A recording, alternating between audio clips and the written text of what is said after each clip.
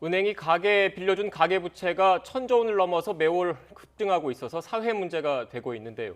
지난 5월 이례적으로 가계부채 잔액이 1조 6천억 원 감소하는 일이 있었습니다. 네, 취재기자 연결해서 자세한 소식 알아보겠습니다. 박병한 기자. 네, 경제부입니다. 네, 이례적으로 5월에 은행의 가계대출 잔액이 7년여 만에 감소했다고 하죠.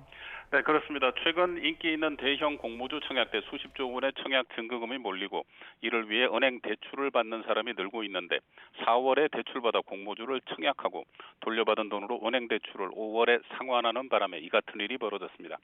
4월 중 공모주 청약을 받은 SKI 테크놀로지 청약에 몰린 대출 자금이 은행으로 다시 상환되면서 5월 가계대출이 7년 4개월 만에 처음으로 전월보다 줄었습니다. 하지만 이런 일시적 요인을 제외하면 가계대출 증가세가 꺾인 것으로 보기는 어려운 것으로 나타났습니다. 한국은행은 5월 말 기준 은행의 가계대출 잔액이 1,024조 1천억 원으로 4월 말보다 1조 6천억 원 감소했다고 밝혔습니다.